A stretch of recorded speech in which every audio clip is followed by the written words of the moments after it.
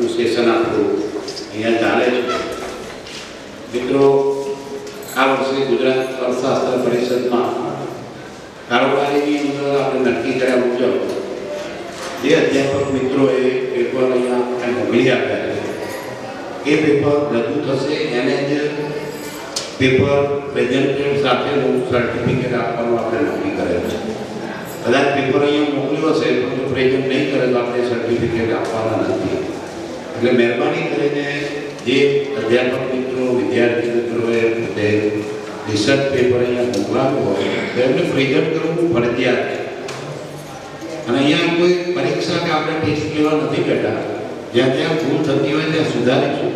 પણ આપણે જ્યારે રિસર્ચ પેપર લખીએ છીએ તો કઈ બાબતો ધ્યાનમાં રાખવી જોઈએ, કઈ રીતે આગળ વધી શકાય, એક ઉમદા હેતુ સાથે દરેક અધ્યાપક મિત્રો વિદ્યાર્થીઓ પોતાના પેપર રજૂ કરે એ ખૂબ જરૂરી છે. અને હવે આગળનું સેશન આપણે ચાલુ કરીએ. પહેલાં ઈ પેપર પ્રેઝન્ટ થશે, ત્યારબાદ દરેક વિદ્યાર્થી અને અધ્યાપક મિત્રોના પેપરો રજૂ થશે. તો સૌ પ્રથમ હું રોહિતભાઈ શુક્લ સાહેબને વિનંતી કરું કે તેઓ પોતાનું પ્રથમ વક્તવ્ય આપે, ત્યારબાદ આજના ચેરપર્સનનું એક પરિચય આપે. માનનીય શ્રી રોહિતભાઈ શુક્લ સાહેબ.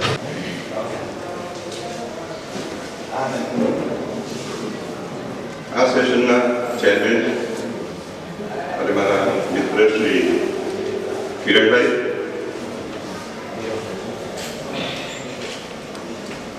કચ્છ યુનિવર્સિટીના કાર્યકારી હાલતો પછી આપણે આશા રાખીએ શુભેચ્છા પાઠવી એ કાયમી વાઇસ ચાન્સલર સાહેબ હેમંતભાઈ શાહ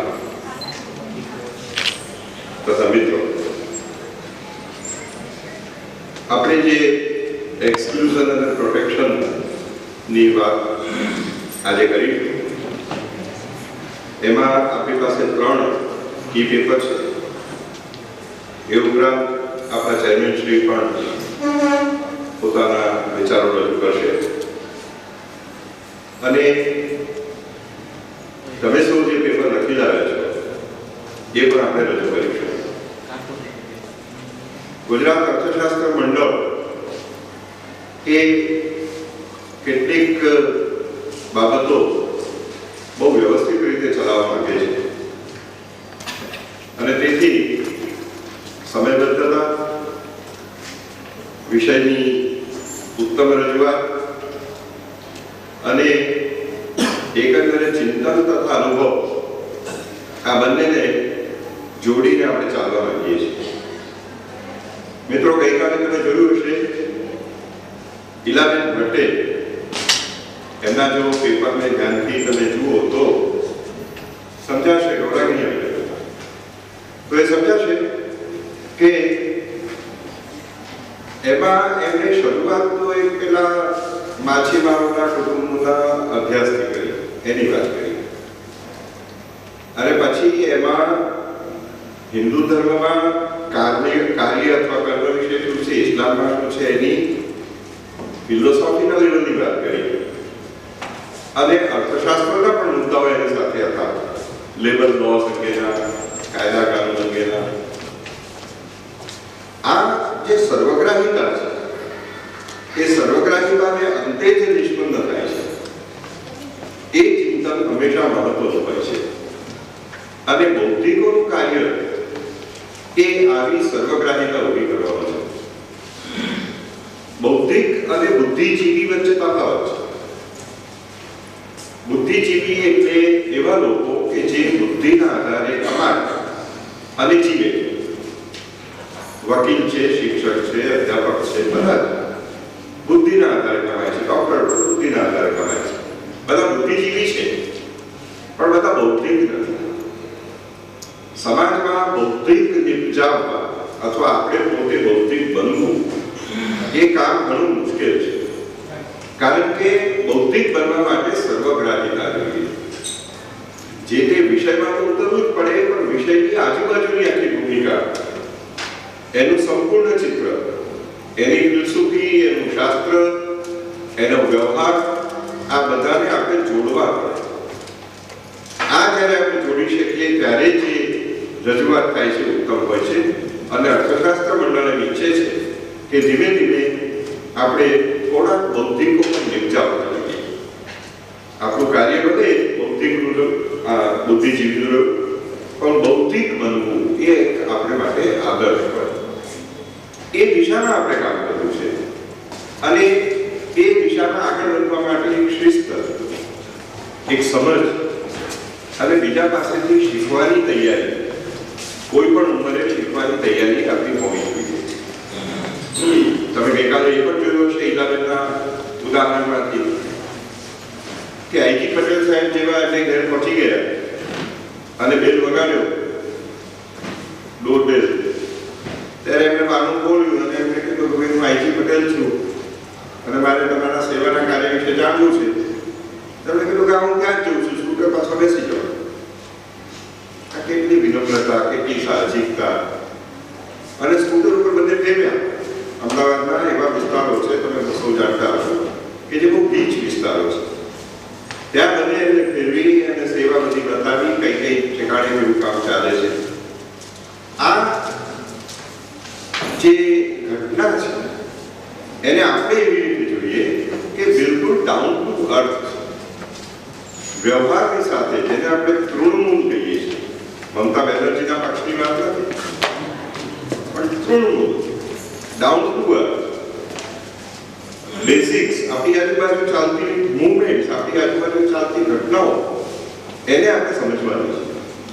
અને મિત્રો, મારે ખાસ એક સેન્સ રોમાંચિત થઈને કહેવું જોઈએ કે આપણે માટે, ગુજરાતના અર્થકારણના અભ્યાસીઓ માટે એક વિશેષ જવાબદારી પણ છે અને તક પણ છે. ગુજરાતને વિકાસનું મોડલ કહેવામાં આવે છે અને આ જે નવ્ય મૂડીવાદ કહેવામાં આવે છે, નવ્ય મૂડીવાદમાં ગુજરાત કઈ રીતે વિકસી રહ્યું છે એની ઉપર આખી દુનિયાની નજર છે.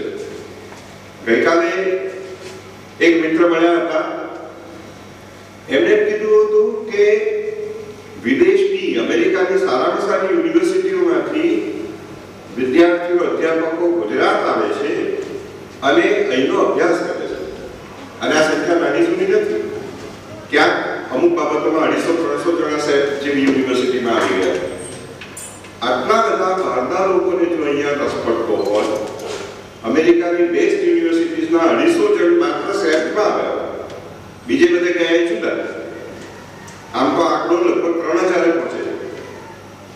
તો આટલા બધા લોકોને આ ગુજરાતનું મોડલ, આ નવ્ય મૂડીવાદનું મોડલ શું છે, એમાં એક્સક્લુઝન શું છે, એમાં ઇન્ક્લુઝન શું છે, એમાં ગ્રોથ શું છે, ડેવલપમેન્ટ શું છે, આની બહુ મોટી વિમાસા છે. ત્યારે આપણે તો અહીંયા આગળ જ બેઠા છીએ. અંગ્રેજીમાં એક શબ્દ વપરાય છે, હેવિંગ એ રિંગ સાઇડ સીટ. તમે બોક્સિંગની રમત જોઈ હોય તો તમને ખ્યાલ હશે, ટીવી ઉપર જોયું હોય તો પેલા જે મુક્કા મારે ત્યારે જે પેલી રિંગ બનાવી હોય, મુક્કાબાજી પ્લેટફોર્મ બનાવ્યું હોય, એની બિલકુલ બાજુમાં જે બેઠા હોય એને ખૂબ બરાબર જોવા મળે. ગામમાં લઈને મુક્કો કેવી રીતે આવે, કેમ દોડ્યો, પેલો કેમ દોડ્યો, કેવી રીતે ઉછળ્યો, કેવી રીતે બચ્યા. આ રિંગ સાઇડ સીટ કહેવાય. આપણી બધા પાસે આ રિંગ સાઇડ સીટ છે. ધ્યાન રાખો, આપણી પાસે ગુજરાતના અર્થકારણના અભ્યાસીઓ પાસે એક રિંગ સાઇડ સીટ છે. આપણે જે વિચારીશું, જોઈશું, બોલીશું, લખીશું એ ભવિષ્યમાં કામ લાગશે ને. અત્યારના પણ ઘણા લોકો જાણવા ઉત્સુક છે. મેં કીધું તેમ લગભગ 3000 પરદેશીઓ અહીંયા આવે છે. ગયા વર્ષે આવી ગયા. આ સુનિલ પારેખે મને કહેલું ગઈકાલે. તો જરાક વિચાર કરો, આપણે આપણા માત્ર અભ્યાસક્રમોમાં વ્યાખ્યા, લક્ષણ, પ્રકાર, લાભ, ગેરલાભ, ઉત્સવના આવું ભણાવી દઈએ છીએ અને આપણું કામ પૂરું થયું એવું માનીએ છીએ. કોલેજમાં સેમેસ્ટરની જે મુસીબતો છે હું જાણું છું ને, અભિદૃષ્ટિમાં વારંવાર લખું છું. તમે કદાચ ન વાંચતા હો તો તમારી જવાબદારી છે, પણ હું લખું છું. પણ તમે જુઓ, એ તમારે કરવું પડે છે અને આ કરવા જેવું છે. તો આ આખી આપણી ચર્ચા થવાની છે એક્સક્લુઝન, કે આ વિકાસનું એન્જિન ચાલ્યું અથવા સો કોલ્ડ ગ્રોથ, એમાંથી શું બની રહ્યું છે અને એ બનાવોને આંતરરાષ્ટ્રીય કક્ષા સાથે, ઓક્યુપાય વોલ સ્ટ્રીટ સાથે, લંડન રાયટ સાથે કે આરબ સ્પ્રિંગ સાથે શું સંબંધ છે. આ બહુ જ મહત્વની ઘટના છે. આપણે રોમાંચિત થઈએ એવી ઘટના છે. It's a fantastic experience. To get into it. એટલે આપણે એમાં જવાનું છે અને આ સેશન દરમિયાન એ કરીશું. ઘણા બધા મિત્રોના પેપર્સ છે, એટલે આપણે એ દિશામાં જઈશું.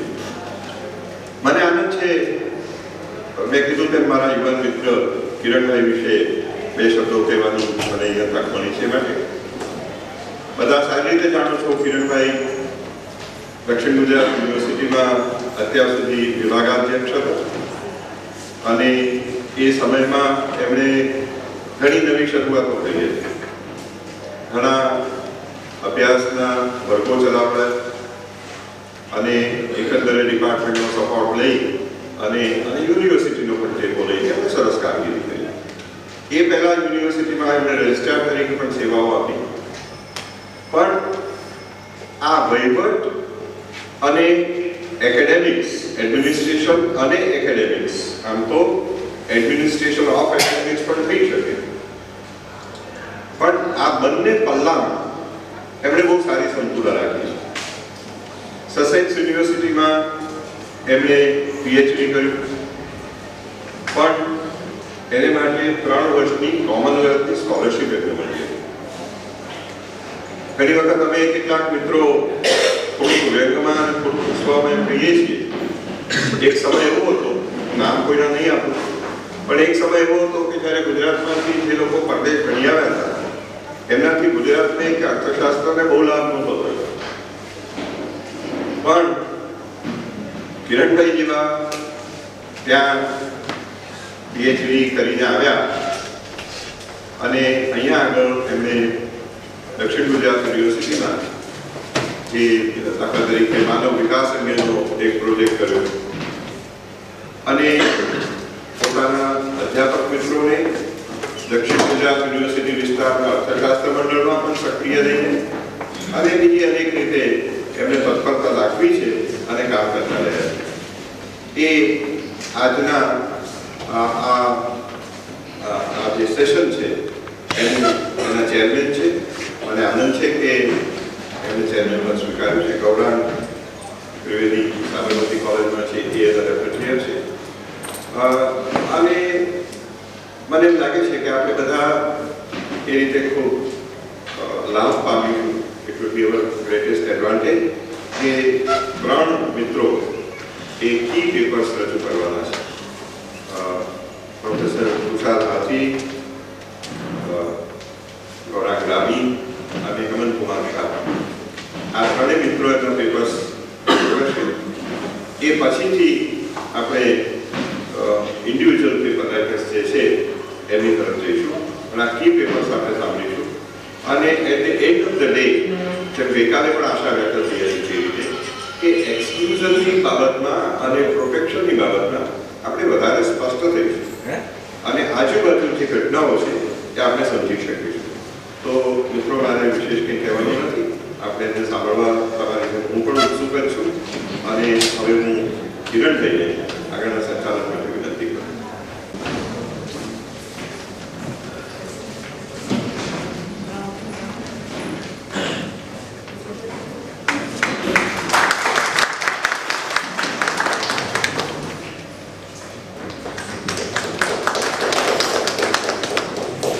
सर, आपका बहुत बहुत धन्यवाद. आज हमें रिपोर्टियर के रूप में जो प्राप्त हैं ऐसे डॉक्टर गौरांग त्रिवेदी सर का स्वागत करने के लिए मैं छात्रा को आमंत्रित करती हूँ.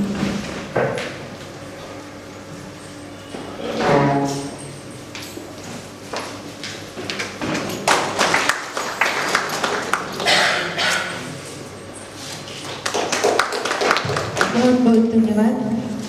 आज हमें की पेपर प्रेजेंटर के रूप में जो 3 महारथी प्राप्त हुए हैं ऐसे सर्वप्रथम मैं डॉक्टर तुषार हाथी सर का स्वागत करने के लिए कॉलेज की छात्रा को आमंत्रित करती हूँ.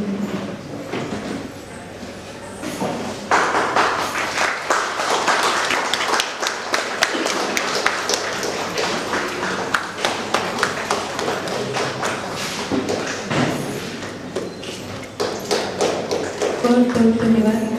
मैं डॉक्टर हेमंत शाह का पुस्तक और स्मृति चिन्ह से स्वागत करने के लिए कॉलेज की छात्रा को आमंत्रित करती हूँ.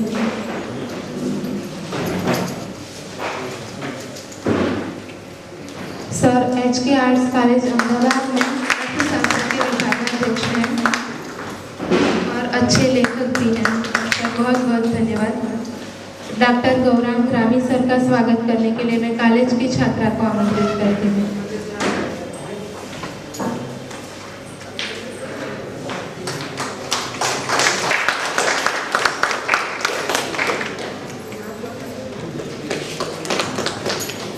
धन्यवाद।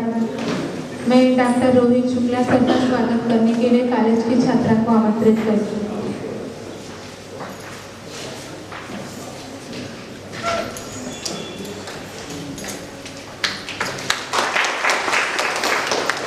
धन्यवाद।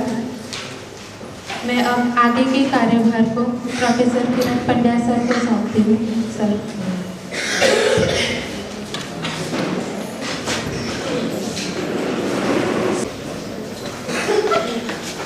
आदरणीय शुक्ला साहेब,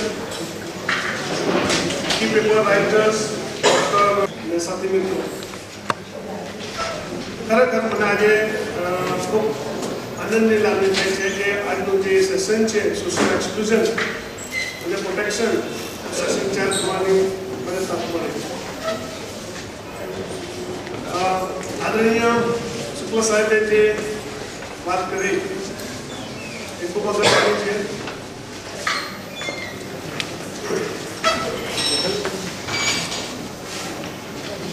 चिंता है અને ચિંતન જે છે એ ખૂબ પ્રસ્તુત છે। એમાં જે વિચારો જે છે એ ખરેખર જે છે તે આપણે વ્યવહારમાં અને અમલમાં મૂકવા જેવા છે।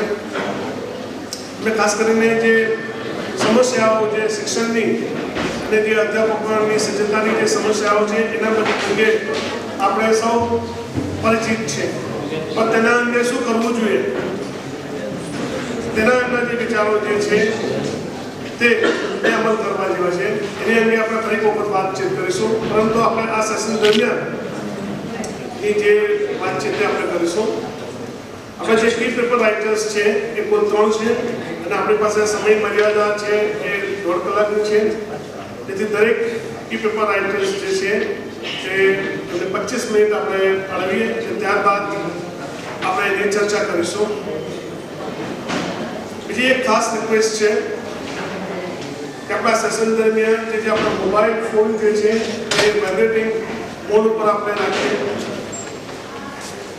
ત્યારબાદ સેશન શરૂ થાય ત્યારે બહારથી અંદરથી બહારની જે અવર જવર જે છે એ ખૂબ ઓછી થાય એવી એક વિનંતી છે। તો સૌથી પહેલા હું ડૉક્ટર તુષાર હાથીને એમના પેપર રજૂ કરવા માટે વિનંતી કરું છું।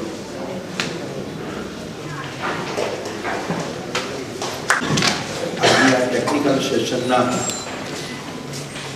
ચેરમેન પ્રાધ્યાપક ડૉક્ટર કિરણભાઈ, હંમેશને માટે આપણી સાથે ગૌરવણી માટે અગ્રેસર છે એવા વડીલ શ્રી રોહિતભાઈ, ગૌરાંગભાઈ, હેમંતભાઈ શાહ, ગૌરાંગ ગ્રામી, અધ્યાપક મિત્રો અને વિદ્યાર્થીઓ, ઘણા સમયથી એક વિષય જેની બહુ સરસ બાંધણી રોહિતભાઈએ કરી, આજે આપણી પાસે અલબત્ત કેટલી મર્યાદા છે, સમયની તો છે એ તો સમજ્યા, પણ આપણા વિષયની પણ આવતીકાલે એ વિષય થોડી એવી રીતે લેવાવાનો છે પેનલ ડિસ્કશનમાં। કલાક પહેલા મેં હેમંતભાઈ સાથે પણ થોડીક એ ચર્ચા કરી 2-5 મિનિટ। આજે જે આપણો મૂળ વિષય છે social exclusion and social protection, એ આપણે તો ગયા વર્ષની આપણી પરંપરા પ્રમાણે જે કોન્ફરન્સ હોય છે એમાં આપણે પછીના વર્ષની કોન્ફરન્સના વિષયો નક્કી કરીએ છીએ। અને આપણને ખબર છે કે જ્યારે આપણે ગઈ કોન્ફરન્સમાં ધરમપુર ખાતે છૂટાપડ્યાને આ વિષય નક્કી કર્યો, ત્યાર પછી હમણાં જ છેલ્લા તબક્કામાં એક આખું બહુ મોટું લોકશાહીનું ચૂંટણીનું પર્વ આપણે આપણા પ્રાંતમાં પૂરું કર્યું। મિત્રો, એમાં એક યા બીજી રીતે આ વિષય ચાલ્યો. આપણી થોડીક એ મર્યાદા છે યુવાનોની, ખાસ અત્યારે હું ટકોર કરીશ કે આપણું વાંચન ઓછું થતું જાય છે. એને કારણે ઘણી વખત આપણે વાંચતા નથી. એટલે હું એમ માનું છું કે વાંચવાનું ઓછું થાય એની મર્યાદા શું આવે છે એટલે પછી વિચાર ના આવે. ધારો કે રોહિતભાઈનું કોઈક મેં વાંચ્યું અભિદ્રષ્ટિમાં તો મને વિચાર આવે ને કે આ લખ્યું છે સેમેસ્ટર પદ્ધતિ માટે, શિક્ષણ માટે કે આના માટે, તો તેનો અનુભવ મને શું થાય છે એવો મને વિચાર આવે ને પછી એમાંથી કંઈક પ્રશ્નો ઉદ્ભવે. એટલે મૂળ પ્રક્રિયા આપણે થોડીક આપણી ઓછી થતી જાય છે. આજનો જે આ વિષય છે એ ખરેખર એવો જ વિષય છે. આ વિષયના અનુસંધાને છેલ્લા દશકામાં ઘણું બધું કહેવાતું રહ્યું છે, લખાતું રહ્યું છે.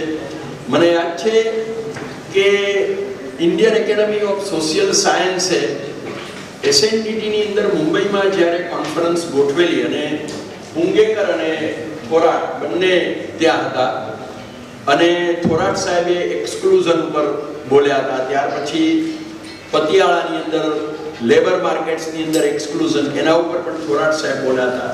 વખતો વખત ઘણું બધું આના ઉપર લખાય છે. મિત્રો, આ આખી જે બાબત છે એને હમણાં જે રોહિતભાઈ કહ્યું સાપેક્ષ દ્રષ્ટિએ જોવાની જરૂર છે. આપણે ઓબ્જેક્ટિવ એસેસમેન્ટ કરવાવાળા એક વિદ્યાર્થીઓ છીએ. અલ્ટિમેટલી અહીંયા આપણે જે વાત કરવા માંગીએ છીએ તે આપણે એ જોવાનું છે કે શું એક્સક્લુઝન શબ્દમાં રોહિતભાઈ મને થોડીક વિચારણા થતી હતી. પછી મેં 2-3 ઠેકાણેથી તપાસ તો કરી. એનું ગુજરાતી છે એ મને એમ લાગે છે કે થોડેક અંશે કદાચ વધારે નજીકનો ગુજરાતી શબ્દ બીજો નહીં મળે પણ બહિષ્કાર કરવામાં આવ્યો છે. સોશિયલ એક્શન તે આ કે શું આપણે જે વિકાસની પ્રક્રિયા અમલમાં મૂકી છે લોકશાહી રાષ્ટ્ર તરીકે, એક સમાજ તરીકે, તેમાં આપણે સમાજના બધા જ વર્ગોને વ્યવસ્થિત રીતે આવરી લઈ શક્યા છીએ ખરા? આ પહેલો પ્રશ્ન. અને બીજો પ્રશ્ન જે સસ્ટેનેબિલિટીના રેફરન્સમાં કરવામાં આવ્યો, ત્યારે આપણે એના ઉપર ચર્ચા નથી કરવાના. એને કેટલાક મિત્રો સંપોષિત વિકાસ તરીકે ઓળખે છે, કેટલાક મિત્રો એને ટકાઉક્ષમ તરીકે ઓળખે છે. પણ એ દ્રષ્ટિએ જોઈએ તો કે શું આપણી જે વિકાસની તરાહ છે, પ્રક્રિયા જે છે એ જીવનશૈલી આવતીકાલની પેઢીના સંદર્ભમાં વિચારવામાં આવે તો એ કેટલા અંશે ઉચિત છે, જેને આપણે સસ્ટેનેબિલિટી ઓફ ડેવલપમેન્ટ તરીકે ઓળખીએ છીએ. બે વિષયો ઘણા બધા જુદા છે. ત્યારે આપણે જે હમણાં કહ્યું કે સસ્ટેનેબિલિટીની ચર્ચા કરતા જ નથી. આજે આપણે તેનો વિષય જ નથી. પણ આ કે અત્યારે આપણી સામે બહુ મોટે પાયે પડ્યા છે. અને રોહિતભાઈએ જેમ કહ્યું એમ અમારા જે પૂર્વ વાઇસ ચાન્સેલર હતા એમને ઘણી વખત મને એ વખત બોલાવે. એમને ખબર કે આ સાહેબ વાંચે છે, લખે છે. પીપીડબ્લ્યુ માં ગુજરાત મોડેલ માટે આવ્યો. પછી રવિન્દ્રભાઈ ધોળકિયા એને રેફ્યુટ કરીને એની સામેનો એક આર્ટિકલ આપ્યો. આ જે મુદ્દો છે એ મુદ્દો ખરેખર અત્યારે બહુ મોટે પાયે છે. ગયા અઠવાડિયે 25મી જાન્યુઆરીએ જેએનયુના એન્વાયરમેન્ટલ સાયન્ટિસ્ટ અમારે ત્યાં હતા, અમારી યુનિવર્સિટી. અમારા અર્થ એન્ડ એન્વાયરમેન્ટ સાયન્સ વાળાએ એક લેક્ચર ગોઠવ્યું. વોટર તો નેશનલ સાયન્સ એકેડમીએ યુવાનોને અવેર કરવા માટે કરીને આ પ્રકારનું અભિયાન ચલાવ્યું. એટલે પછી અમે બધા એક ગુજરાતની પળોમાં બેઠા હતા. ત્યારે સાહેબ જે કહે છે એમની સાથે ચર્ચા કરતા હતા ત્યારે એ પણ ઘણા અંશે અભિભૂત હતા. ગુજરાતની આ વિકાસની દરે, ગુજરાતની આ વિકાસની પ્રક્રિયા ઘણી બધી એમની સાથે બૌદ્ધિક ચર્ચાઓ કે આપણે જેને રૂટીન લેંગ્વેજમાં પરંપરાગત આપણી જે ભાષા છે એમાં આપણે પછાત વર્ગ તરીકે ઓળખીએ, જેમાં આપણે એક એસસી કોમ્યુનિટી, અનુસૂચિત જાતિ, બીજા આપણે કયા અનુસૂચિત જનજાતિ, આદિવાસીઓ જેને આપણે કહીએ શેડ્યુલ્ડ ટ્રાઇબ, ત્રીજું આપણે એને ગુજરાતમાં બક્ષી પંચ તરીકે વર્ષો પહેલા ઓળખ, પછી એસીબીસી કહીએ છીએ, પણ જનરલી આપણે ઓબીસી શબ્દ વાપરીએ છીએ, અધર બેકવર્ડ ક્લાસ.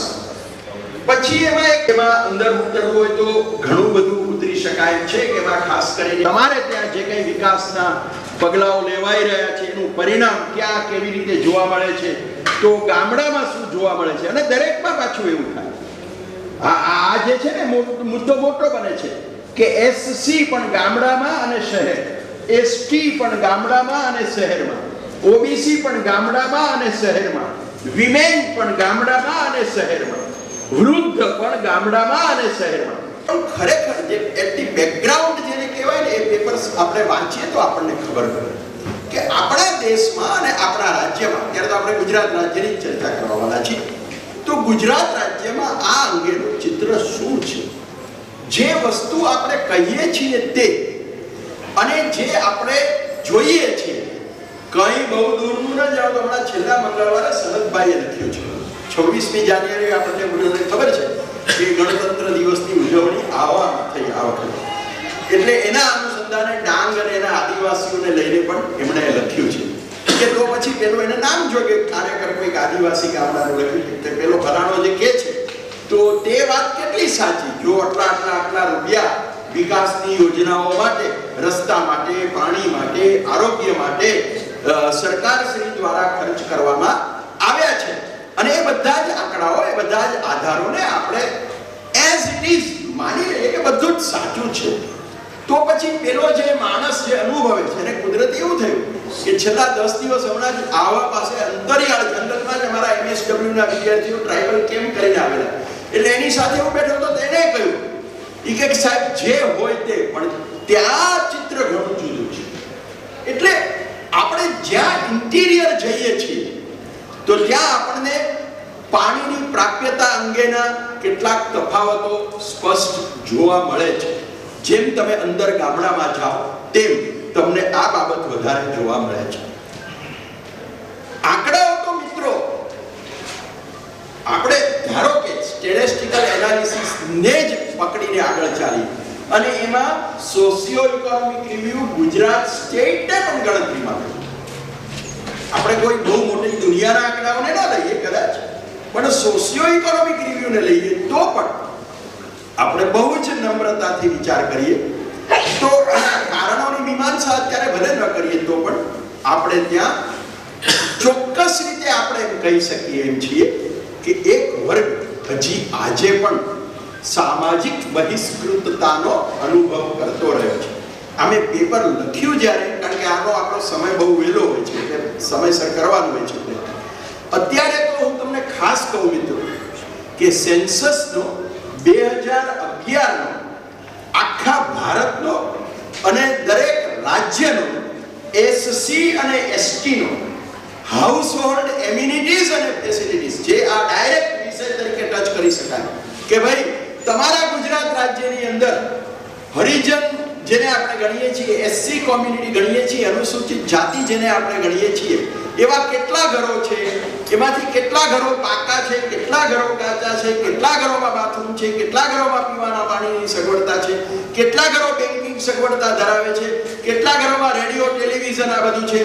આ જેને આપણે ડેટા કહીએ સેન્સસના, એ 2011ના હાઉસહોલ્ડ એમ્યુનિટીઝ એન્ડ ફેસિલિટીઝ તરીકે જેને ઓળખવામાં આવે છે, એ HST સિરીઝના આખા ડેટા કમ્પ્લીટલી આપણને વેબસાઇટ ઉપરથી પણ એટલે નેટ ઉપર પણ મળે છે અને એના હાર્ડ કોપી પણ જોતા હોય તો હવે એ અધિકૃત પ્રકાશન તરીકે મળે છે, જેમાં આખા ભારતનું પણ ચિત્ર સામેલ છે અને સ્ટેટ વાઇઝ આપણને ઇવેલ્યુએશન કરવું હોય રાજ્યવાર કે એક રાજ્યમાં એસસી ની સ્થિતિ, બીજા રાજ્યમાં એસસી ની સ્થિતિ, એક રાજ્યમાં એસટી ની સ્થિતિ, બીજા રાજ્યમાં એસટી ની સ્થિતિ, તો પણ તે આપણને મળે છે. આના સિવાય પણ એક બહુ જ સરસ human development report towards marching towards social inclusion કરીને એ બહુ સરસ રીતે ઓક્સફર્ડમાંથી જે બહાર પડ્યો, એમાં પણ બહુ સરસ રીતે એમાં એ લોકોએ બહુ સારો મુદ્દો એ પણ કર્યો છે કે NSSના ડેટાને પણ કમ્પેર કર્યા છે એની સાથે. હવે આ બધાનો સાર ભાગ હજુ અત્યારે કહું છું તો એક વસ્તુ નક્કી છે કે શિક્ષણ, આરોગ્ય અને પાણી આ ત્રણ બાબતમાં આપણા રાજ્યની અંદર આપણે ભલે ખૂબ ઊંચો વિકાસ દર સિદ્ધ કર્યો છે, આપણે ભલે ઔદ્યોગિક સંપત્તિની જમાવટ કરતા રહ્યા છીએ, આપણે ભલે ઇન્ફ્રાસ્ટ્રક્ચરની રીતે ખૂબ ઝડપથી આગળ વધ્યા છીએ.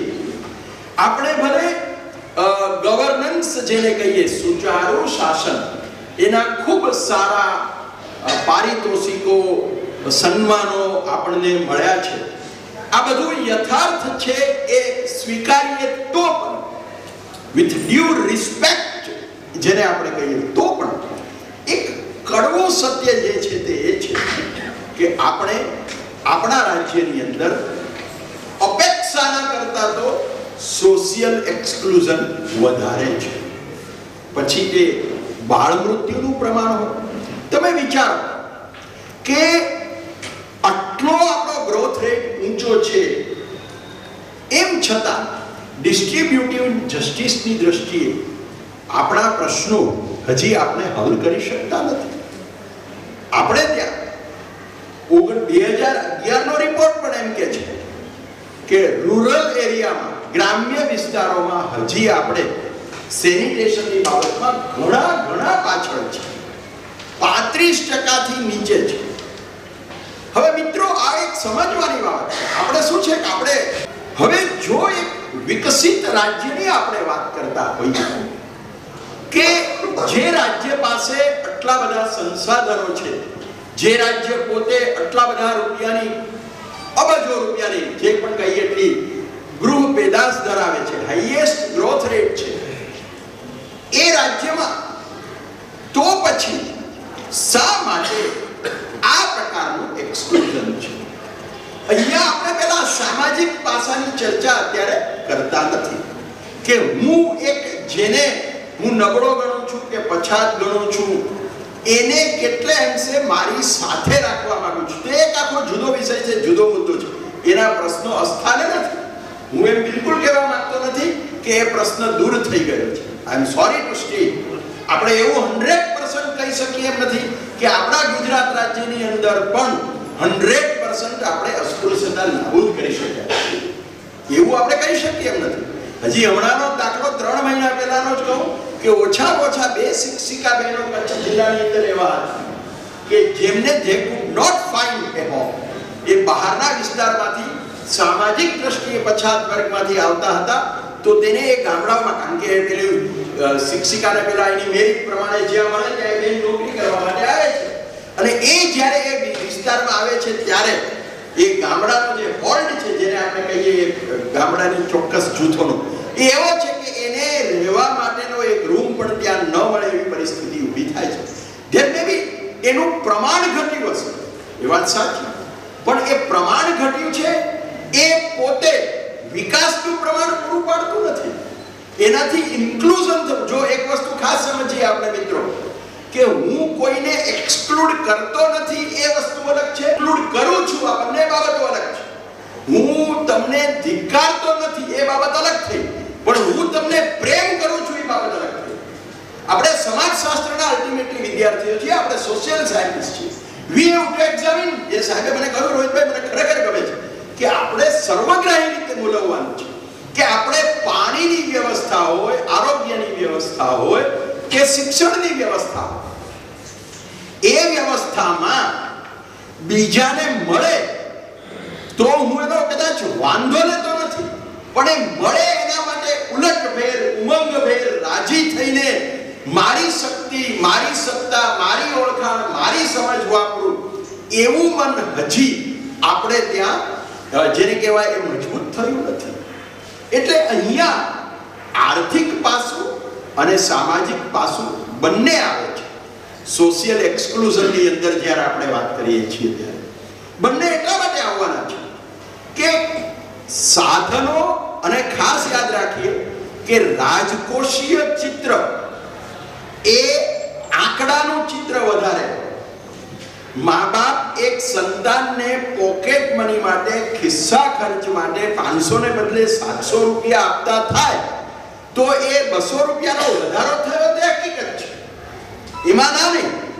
પણ એ 200 રૂપિયાનો ખિસ્સા ખર્ચમાં થયેલો વધારો એ યુવાનની ટોટલ, જેને આપણે કે બુદ્ધિ ક્ષમતામાં વધારો કરશે, એની કુલ સમજમાં વધારો કરશે, એની કુલ સગવડતામાં વધારો કરી દેશે એમ માની લેવાને કારણ નથી.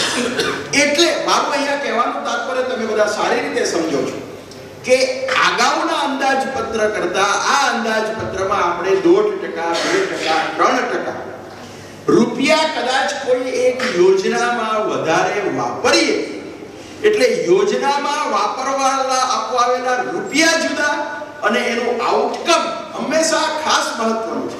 સોશિયલ એક્સક્લુઝનમાં એનું આઉટકમ મહત્વનું છે કે મેં રૂપિયા ખર્ચ્યા તે એક બાબત અને એ રૂપિયાનું પરિણામ આવવું તે બીજી બાબત. અહીંયા આપણે માર ખાઈએ છીએ. આપણને જે જોવા મળતું નથી તે અહીંયા પણ જોવા મળતું નથી. રૂપિયાનો પ્રશ્ન એક જુદો પ્રશ્ન લઈએ કે બજેટમાં એને કેટલા અંશે ન્યાય મળે છે, બહેનોને બજેટમાં કેટલા અંશે ન્યાય મળે છે, કેટલે અંશે એ લોકોના પ્રશ્નોને આવરી લીધા છે, એક જુદો પ્રશ્ન થાય.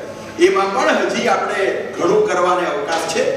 છેલ્લા દશકામાં આપણે જેને કહીએ છીએ એ રીતે આપણને ઓન હેન્ડ જે વિકાસ દેખાય છે તે કે એના પહેલાનો વિકાસ, તે વિકાસ ગુજરાતના સંદર્ભમાં બી જ વાત કરીએ છીએ ત્યારે એવડું મોટું ગુલાબી ચિત્ર કોઈ જો આપણે કહેતા હોઈએ તો સેક્ટોરલ ઇન્ક્લુઝન અને એક્સક્લુઝન પણ છે કે આજે તમે બહુ જ સૂક્ષ્મ રીતે જોવા જાઓ તો સમાજ એકંદરે વિકાસની પ્રક્રિયામાં એકંદરે શાસનની દ્રષ્ટિમાં એકંદરે ખેતી વધારે દેખાય છે કે ઉદ્યોગ વધારે દેખાય છે?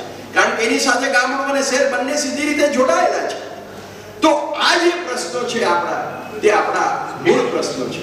પછી તે ઇન્ફન્ટ મોર્ટાલિટીનો પ્રશ્ન હોય, બાળ મૃત્યુનો પ્રશ્ન હોય. આપણે ત્યાં બેઝિક તમે ઓક્સફર્ડનો 2007નો એક સેન્સસના આધારે અને એનએસએસના આધારે બહુ નાનકડો એક રિપોર્ટ છે, એ પણ જુઓ તો એમાં પણ આપણને જોવા મળશે કે ગુજરાત ક્યાં છે.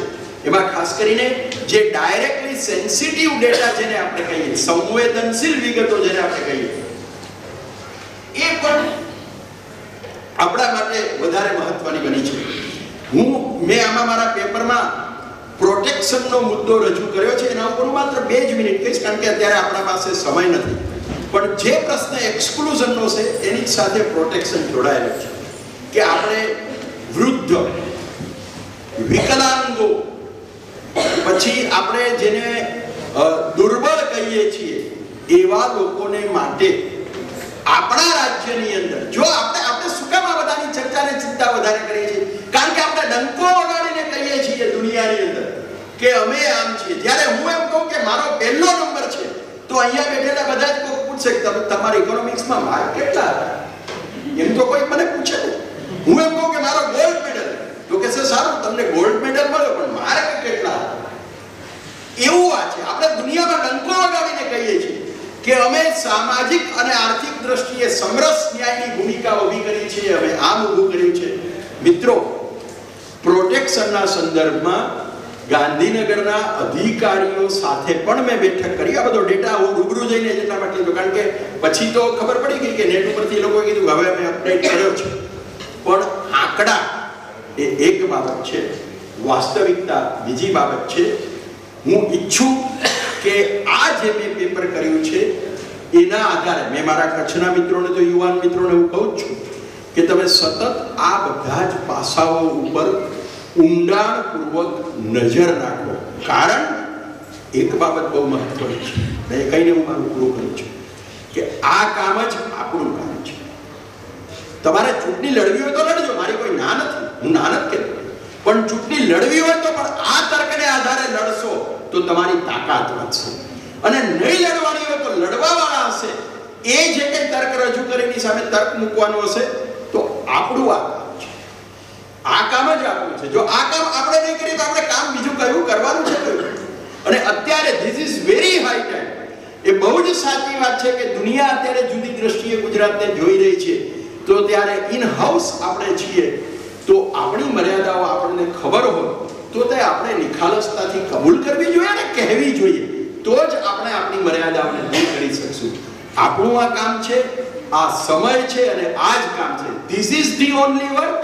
We are the persons to do it and this is the only time. Thank you. મને અહીંયા ખાસ ગુજરાત અર્થશાસ્ત્ર પરિષદમાં વખતો આનંદ છે.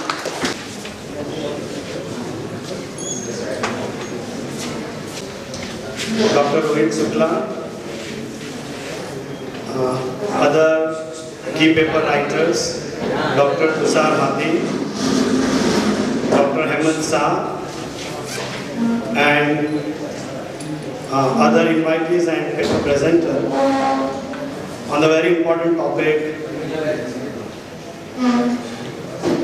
to Gujarat Economic Association for providing me an opportunity to write a paper on social exclusion and social protection in Gujarat. I also express my profound thanks to my head of the department, Dr. Srinivas Rao, for encouraging me a lot to write this paper. And from GEA, I express my sincere thanks to Dr. Mohan Patel, Secretary of GEA, for inspiring me a lot and accepting my paper at the day or a day before of this conference. So I extremely sorry for that. It's a delay from my side. This is the flow of my presentation, what I am going to speak in 20-25 minutes allotted to me. I will briefly discuss, introduction, what is social exclusion and social protection, its concept, genesis, how this concept is origin, its various definitions, and particularly in Indian context, a sociological viewpoint of concept of social exclusion. Because the way in which we economists understand the concept of social exclusion, it is entirely different in the sociology. So, since I believe this topic is by and large deals with the sociology also, so I have made some inquiry about the conceptualization of social exclusion in sociology also. Then I will briefly discuss what is social protection, its concept and meaning given by ADB and ILO. Then target group proposed by social protection by ILO and ADB. Also proposed by a working group on social exclusion and social protection in India by Government of India. Then brief discussion on social protection in India. Then I will concentrate my main focus on the social security and social protection in Gujarat, where I have divided my presentation into a several parts. I am going to briefly examine the various schemes implemented by central government and state government for providing social protection in Gujarat, how far it is achieved, what are the advantages and disadvantages of each of the scheme, what kind of rectification is required to provide more protection to excluded individuals and groups. Then I will briefly discuss schemes of the social security and social protection run by Social Security Department in Gujarat. Then social security and social protection of a weaker section in Gujarat, and then I will conclude my presentation. This topic or this concept is recent in time. Specifically how the academicians have adopted this concept. Specifically, it has started after 1995 when United Nations have made their Social and Development Summit at the Copenhagen, and after 1995 everybody is interested to look upon the concept of social exclusion and social protection across the globe. Concept of social exclusion figured prominently in the policy disclosure in France in mid-70s. The concept was later adopted by European Union in the late 80s as a key concept in the social policy, and in many instances replaced the concept of poverty. Then later on in 1995, as I discussed, it was probed by United Nations in the Social Summit at Copenhagen. As far as concern of Indian context, this concept of social exclusion, it's day back more than 3 million and enforced by the Hindu caste system, characterized contemporary form of social disadvantage. Social exclusion refers to process in which individuals and the entire community of people are systematically blocked from rights, opportunities and resources that are normally available to members of the society and which are key to social integration.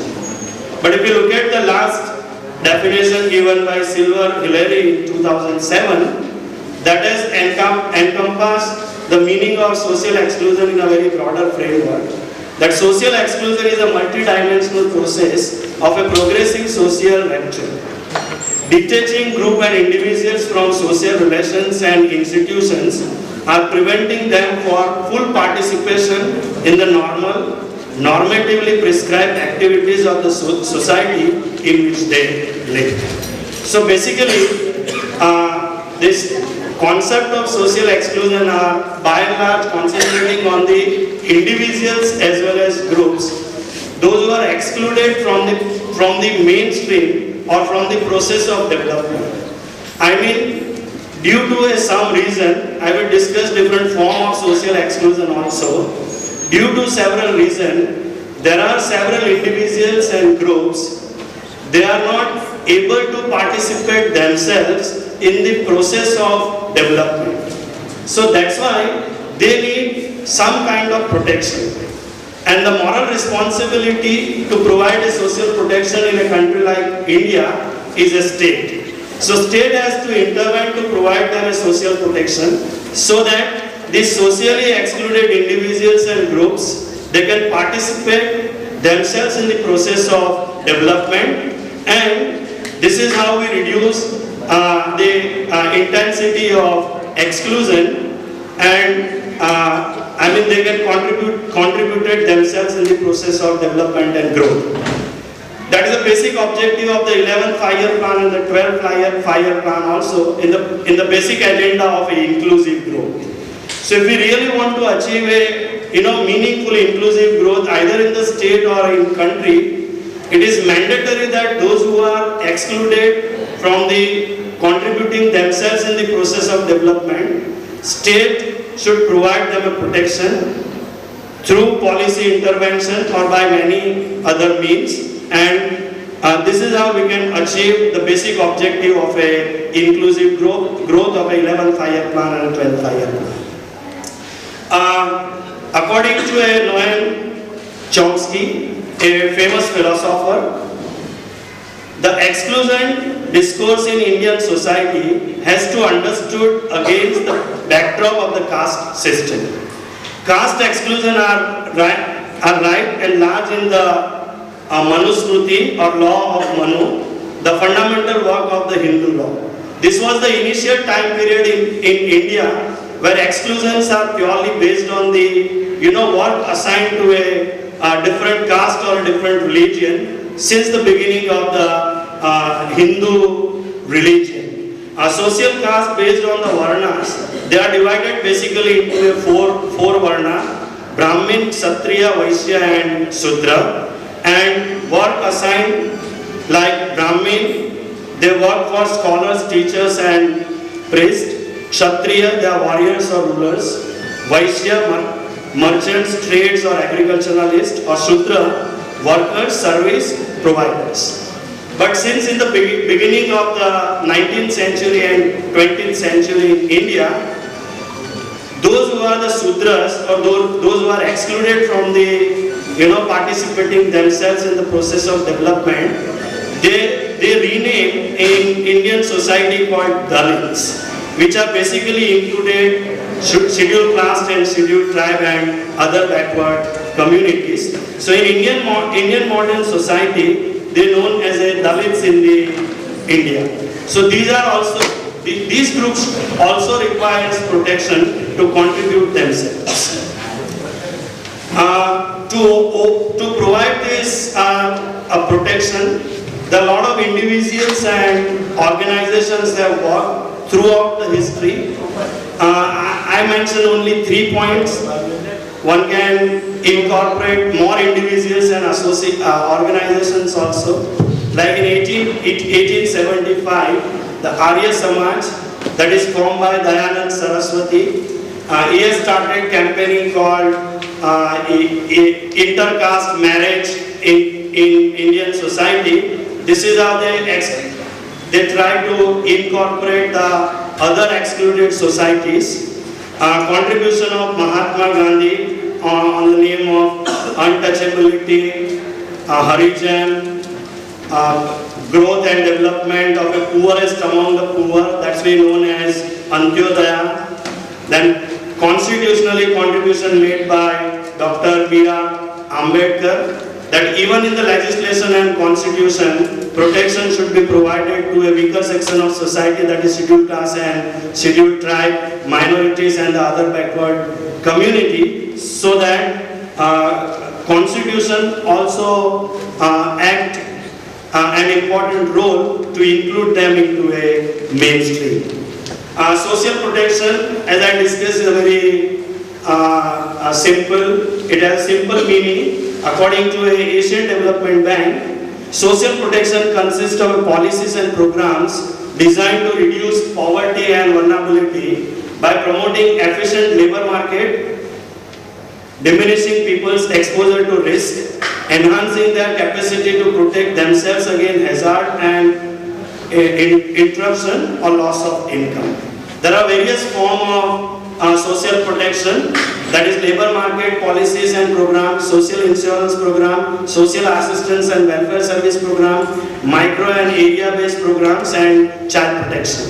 Now, considering all these facts, Government of India as well as the state government of Gujarat, they have devised various policies to provide protection under these 5 major heads. The most important point is to identify who are excluded. If it is not possible to identify who are excluded, it is very difficult to provide them protection, either it is a social or economic protection according to a state intervention. If state want to intervene to provide them a protection, identification is very, very important. Now in some cases identification is there, like scheduled class, scheduled tribe, OBC. These are the identified group. Even say, as for example, physically handicapped, if they require some protection, state government and central government provide them identity card that these are the physically handicapped people. So unless they have identification, it's not possible that government provide them any protection. So what ADB ILO and Government of India has done in the report called Report of the Working Group on Social Protection Policy, they have identified there are 15 to 16 groups. Those who require protection in certain specific situations, either throughout for the long time period or incidentally. They included weaker section of society, SC, ST, OBC, BPL and APL. They also have identification of BPL card and APL card. Pregnant women required protection. Children in the age group of 0 to 6, lactating mothers, orphans 0 to 14 years, street children, persons sick with cancer, TB, other major diseases like HIV and AIDS, person with a physical or mental disability, person who are unemployed, widows with or without children, women who are divorced or distressed, the elderly people, bonded laborers. This is very important point in the context of Gujarat and India, because if you look upon the total composition of the workforce, then more than 90% people are working in the unorganized sector. Now there is no such specific scheme for people working in the unorganized sector, say specifically in construction or other areas where risk is very high. So when risk is very high and if something goes wrong, and if government have not provided them some kind of a safety net, it's very difficult to provide them a social protection. So bonded labor, workers retrenched from the employment, person working with the unorganized sector, displaced person. We have seen in many cases when the major projects were launched, like say Narmada Dam, there are many villages which are submerged, and the people, those who are domicile of the different villages in the forest, they are displaced at the other place. So they lost their identity, they lost their culture. So how to rectify all these points? Giving a financial compensation is not sufficient enough while providing social protection. So when government is thinking to provide them a social protection, they have to consider these points also. that providing house, shelter, food or basic amenities, they are not only sufficient enough for the people like this. They require psychological support. They want to, survive their culture, because their culture is not written, it is transferred. Mouth to mouth or verbal to verbal. So how to protect this issue, these are also very sensitive points. Person affected with the natural calamities, we witness of it several times. Families and children of prisoners, families, children of leprosy patient, families of farmers who commit suicide.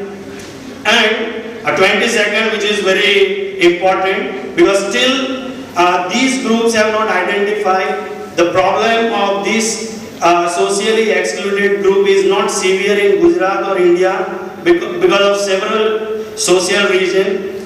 Normal society they are not ready to accept of these people called gays, lesbian and transgender, because their proportion in the total population is not sizable, very small. But we don't know, a day will come and we'll have to think about giving a protection of these groups also. And maybe in the Western countries, they have made some legislative changes also, changes in the constitutions also, still we have not think upon it. So if these groups are going to emerge even in Gujarat and India, we have to think for the excluded group called gays, lesbian and transgender also. So these are, I encompass all the 22 groups which require a social protection by the state or the central government. A social protection in India, as I mentioned, that initiative taken by United Nations in 1995 in Copenhagen, and soon after 1995, under the Article 41 and 42, Government of India have also started National Social Assistance Program very first time. And under this program, they covered five major schemes: National Old Age Pension Scheme, National Family Benefit Scheme, Pension of Disabled, Pension for Widows, National Maternity Benefit Scheme. I will discuss the data also of all these schemes little bit later. These schemes are introduced by central government, but majority of the schemes are run by state governments also. So when I come to a data part, I will discuss data also on these schemes. Now look at the different schemes, when it was started and who is the implementing agencies. Like Social Security and Social Protection, these schemes are specifically for a BPL group. What does it mean? And these are for extreme poor. Those whose score lies between 0 to 16. I hope, classification is, well understood by everyone. The BPL classification, the maximum score is between 0 to 52. Government of Gujarat has identified any of the family living below poverty line considering 13 major indicators. Each indicators have maximum 4 score. So 4 multiplied by 13, the maximum score is 52. If your family holds score between 0 to 16, your family is considered to be as a family living below poverty line on an extreme BPL groups. These schemes are implemented by a department called Department of Rural Development. There are other department scheme also, which I am going to discuss a little bit later on. One of the most significant scheme which introduced by Government of India, that is National Rural Employment Guarantee Act, Swarna Jayanti Gram Swarojgar Yojana, the oldest scheme in India, Indira Awas Yojana, Total Sanitation Campaign, National Rural Livelihood Mission. I will discuss this National Rural Livelihood Mission is implemented at the central level. Still Government of Gujarat has not implemented National Rural Livelihood Mission. Government of Gujarat has started State Livelihood Mission, and the responsibility is given to one private limited company which formed by Government of India. So I will briefly discuss on it. Sakhi Mandal and Mission Mangalam. The Sakhi Mandal was implemented during 2007 to 10. Then it emerged as a campaigning mode in the Mission Mangalam. Right now, Gokul Gram Yojana, as Professor Tushar Hathi has rightly mentioned, the rural-urban exclusion also. So to remove the rural